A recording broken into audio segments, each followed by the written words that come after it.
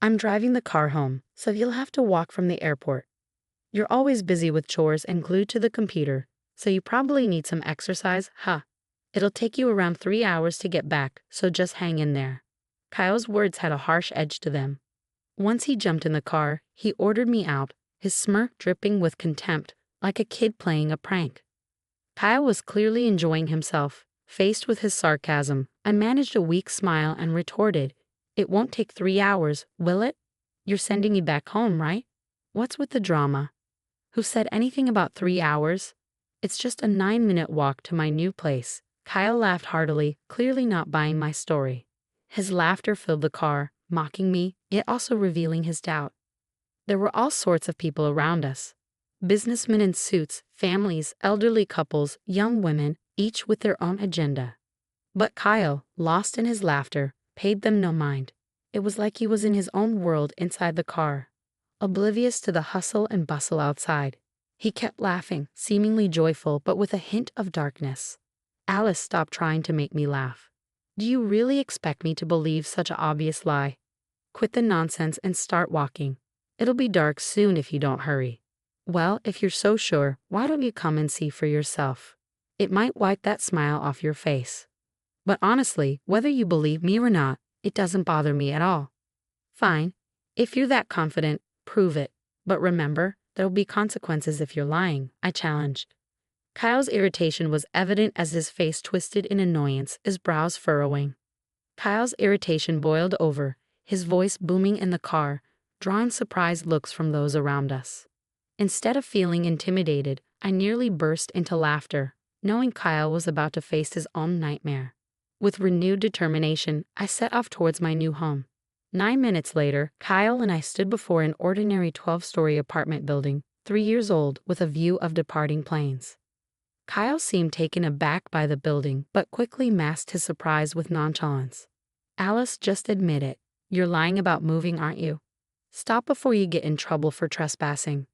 Stop fussing and come inside, I replied, though Kyle remained skeptical, following me with a dismissive grunt. Yet, as we rode the elevator to the 5th floor, I sensed unease in his eyes and tension around his mouth. His profile hinted at hidden concerns. Upon reaching the 5th floor and unlocking the apartment door, Kyle's facade crumbled. Anxiety gripped him, and he struggled to maintain confidence, which only made his fear more apparent. As the door swung open, Kyle began to tremble uncontrollably, his face a mixture of shock and fear. I couldn't contain my satisfaction seeing Kyle's reaction. It seemed like he was finally facing reality. "Why are my parents here?" Kyle exclaimed as we faced my angry in-laws. Their red faces hinted at the seriousness of the situation. "You were supposed to be on a trip today. Why are you here, Kyle?" "We set up a fake plan to catch you. We're siding with Alice." Despite their explanation, Kyle looked utterly bewildered. "Why go to all this trouble? Why punish me like this?" Kyle must have been flooded with questions. Sitting cautiously in front of his parents, he sought clarification, but confusion still clouded his expression. "Can someone explain clearly? I don't understand this ambush and punishment." "Stop lying, Kyle. We saw everything. How you left Alice at the airport to walk home." My father-in-law interjected, showing Kyle his smartphone screen. Kyle's eyes widened, sweat beading on his forehead within seconds. The screen showed our exchange at the airport, capturing the moment vividly. Kyle's mocking and loud voice echoed through the video. His expression shifted drastically as he watched, mouth tight, eyes avoiding the screen, realization dawning. Kyle trembled visibly, sweat glistening on his skin.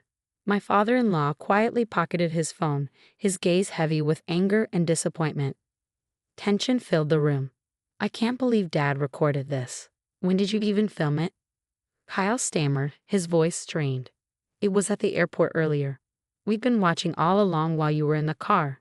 My father-in-law replied calmly. At the airport, amidst the bustling crowd, Kyle's parents and I had strategically placed ourselves to witness the events firsthand. Kyle had walked straight into my trap, unaware. His parents observed him silently, the room heavy with anticipation. Finally, my mother-in-law broke the silence. "Kyle, we're shocked. How could you leave your spouse stranded at the airport like that?" It was just a heated argument. I didn't mean any harm." Kyle mumbled, his voice trailing off. It's true, abandoning the woman you love isn't right. Kyle, why are you laughing? Is this a joke? Kyle's father interrupted, his mother's glare intensifying. In that moment, Kyle froze, his face draining of color, like a deer caught in headlights. The room filled with a heavy, tense silence. Sensing the disappointment more than anger in his parents' expressions, I realized they held high expectations for Kyle. He had always been responsible and dedicated, facing challenges head-on. Everyone admired his character and expected great things from him. Yet beneath that facade was the reality of how he treated me, his wife. The revelation that their beloved son had mistreated his spouse was difficult for them to comprehend. Feeling their emotions, I knew it was time to reveal the truth to Kyle. Despite his father's stern gaze and his mother's subdued anger, I began to speak. Kyle, I've been struggling for a while now. Just 6 months into our marriage, you changed. You were always away on business trips, neglecting us. Then the bullying started, and I couldn't understand why until I discovered the truth. You've been having an affair. I've told your parents not only about the bullying but also about the affair. At the mention of the affair, Kyle's shocked silence shattered, his gaze piercing through me, almost causing me to falter. But Kyle's parents stepped in. Hold on, Kyle. I'll admit to the bullying. I may have gone too far at times. I didn't realize it then, but if it hurt you, Alice, I'm sorry. However, I haven't cheated. You should have evidence before making such serious accusations. I don't have evidence right now, but it's clear you're cheating, just like your father said. Denying it won't make it go away. Wouldn't it be better to come clean now and prevent more pain? What? Accusing me without proof? You're going to confuse my parents? Kyle protested, his usual defensive pattern emerging when his position was challenged. As the tension rose, the rest of us remained calm. I'll say it again. Denying it won't help, because I already know everything. I may not have proof now, but there's a witness. I'll call her here. Just wait. After the call, the intercom buzzed, and within 3 minutes, as the person entered, Kyle froze as if time had stopped. She's the witness. Her name is Karen. But Kyle, you probably recognize her, right? She's your affair partner. Karen has seen your true colors. She was at the airport with your parents. Wait, Karen? Why is she here? I didn't know about this, Kyle exclaimed. Through my investigation, I had discovered Kyle's affair with Karen, an employee from a client company. I had secretly contacted Karen, and our conversation revealed that Kyle had kept his marital status hidden from her during their relationship. Karen believed they were serious, and she was deeply shocked to learn of Kyle's deception. Naturally, Karen couldn't stomach Kyle's lies, so I arranged for her to be at the airport to confront him. When Kyle caught sight of my new apartment, a subtle grimace crossed his face, not because of its location, but because Karen lived in the same building. Kyle probably never imagined I'd be in touch with Karen, which explained his feeble attempt to appear confident. However, his facade crumbled under scrutiny. In fact, my move to this apartment was calculated to bring me closer to Karen. Kyle, even my picking you up from the airport today was part of the plan to expose your true self. While I may not have physical evidence, Karen herself has confessed to the affair, I informed Kyle, a mixture of scorn and disdain coloring my words as I revealed the truth to my unsuspecting husband who had underestimated me. Kyle ended up revealing his true colors all on his own. He probably thought I was just a stay-at-home wife with a computer hobby, assuming his affair would never come to light. It's almost pathetic, really, how I didn't see through it until after we were married, blinded by the idea of a perfect marriage. But now, the truth is crystal clear. Kyle has done something unforgivable. He deceived me, his parents, and Karen, and even when confronted, he tried to deny it all. All Kyle can do now is own up to his mistakes and apologize as soon as possible. There's no way out of this. Denying it will only make things worse for him. Alice, don't you think you're going too far? Surveillance at the airport, an ambush at our new home, and moving into the same building as Karen all over an affair seems extreme, Kyle protested. You don't understand, Kyle. While you might see it as just an affair, your actions have warranted this extreme response. You cheated with Karen, bullied me, and made life unbearable, all while hiding your true self from your own parents.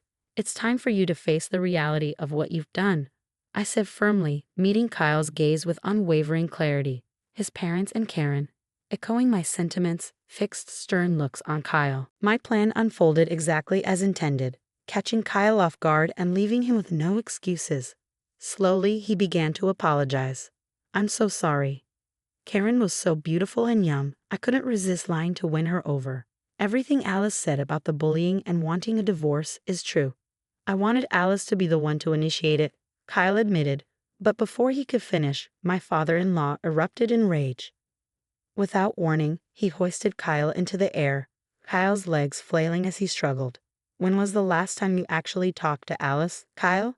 She wanted to support you in every way, even starting her work from home for your sake, and yet you," Kyle was dropped abruptly, coughing and turning his gaze towards me. Since Kyle changed, there had been no meaningful conversation between us.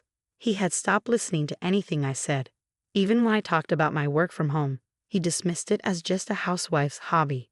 "You've not only lied to Alice, Kyle, but also to Karen, deceiving and potentially ruining the life of a young woman," my father-in-law added sternly. "What a foolish thing to do," my mother-in-law said, her voice trembling as if she might burst into tears. And then there was Kyle, trembling himself, seemingly coming to a realization.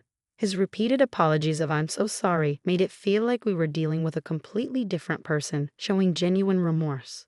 Though still angry, the in-laws appeared slightly relieved that Kyle was sincerely apologizing. "Alice, it's all my fault. I know it's unforgivable, but I'm asking for a fresh start from today. Can we try again?" Kyle apologized to me, his words silencing the room. However, my next actions shocked everyone. "Kyle, you're such a joke to your father, mother, and Karen. Isn't Kyle just ridiculous?" My laughter filled the room, even louder than Kyle's at the airport, leaving everyone puzzled. It may have seemed bizarre, but knowing everything, I couldn't help but laugh. As my laughter subsided, I pulled out a thick envelope from my bag and tossed it at Kyle. "What's this?" Kyle hastily grabbed the envelope, sensing something ominous. With a nervous swallow, he cautiously checked its contents. The moment he did, he trembled so violently it seemed the room itself shook.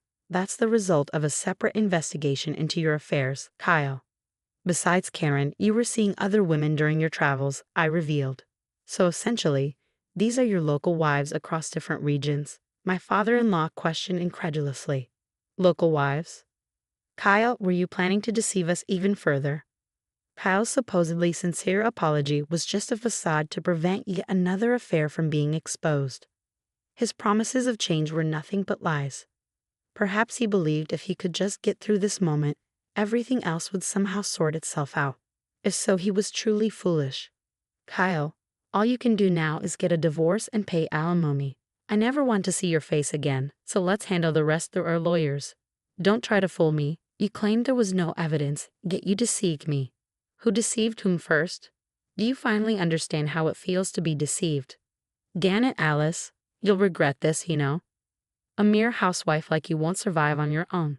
Don't you dare come crawling back to me."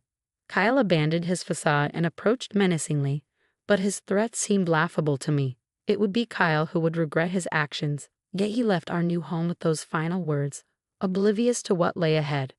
The tension in the room dissipated, and we all took a seat simultaneously. My in-laws and Karen offered heartfelt apologies. "Alice, we're so sorry for everything. It's our fault for not realizing sooner and causing you such distress. And Karen, we've troubled you deeply. We'll make sure Kyle takes responsibility. Just wait. We'll pursue him relentlessly if necessary. Please, everyone, no need for apologies. Thank you for supporting my plan. Kyle deserves to face the consequences, but there's no need for an extensive pursuit. He'll definitely reach out to us, without a doubt." My in-laws and Karen glanced at me with a slight smile, puzzled by my confidence. They hadn't fully grasped my plan yet, but it wasn't because of overconfidence or denial. It was a certainty I held deep within. I'll say it again. Kyle knows nothing, and I know everything. I could see the path Kyle was heading down clearly.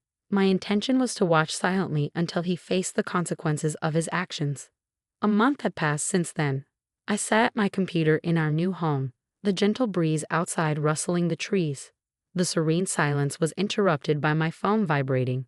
The 100th missed call, all from my ex-husband. Taking a deep breath, I answered. As I held the smartphone to my ear, I could hear my ex-husband's voice, a mix of surprise, anxiety, and a glimmer of hope. Finally, you pick up. Why are you ignoring me when I'm in such trouble? Oh, you're in trouble, huh? What happened? I was deceived. One of these local wives turned out to be a scam artist. She took all my money, and now I'm being chased by some scary guys. It's really bad. That sounds tough. Good luck with that. Hey, don't hang up, please. I'm begging you. Just a little help. I've got no money, can't go home. I'm done for without you. Who said, don't come to me with regrets, never come crying back? I knew everything, including the fact you were being deceived, but I chose not to say anything. I thought it was pointless to tell you anything he wouldn't understand without experiencing the consequences firsthand. His voice faded from the call. Perhaps now, Kyle regretted his actions, but I refused to assist him. People like him couldn't grasp others' pain without facing it themselves. You only think of yourself. That's why you're in this situation. I have work to do, so don't call me again. What work? It's just your hobby. I didn't want to have to say this, but my annual income surpasses yours, Kyle. I found success as a web novelist along with my blog, YouTube channel, and more. I can manage just fine on my own. What? You earn more than me. Wait, can you lend me a little money then? My ex-husband rambled, but I hung up and promptly blocked his number. His selfishness left me sighing deeply until the end. Later, I learned from my in-laws about his situation. Realizing he couldn't rely on me, he turned to them for help. However, they were already aware of his predicament and were furious once again. Despite their anger, he continued making excuses, resulting in his parents disarming him. With nowhere to turn, he fled, changing jobs and relocating. However, it seemed the threatening men pursued him to his new location. He even sought refuge near his parents' home at one point, sending messages of regret and reflection. But it was too late.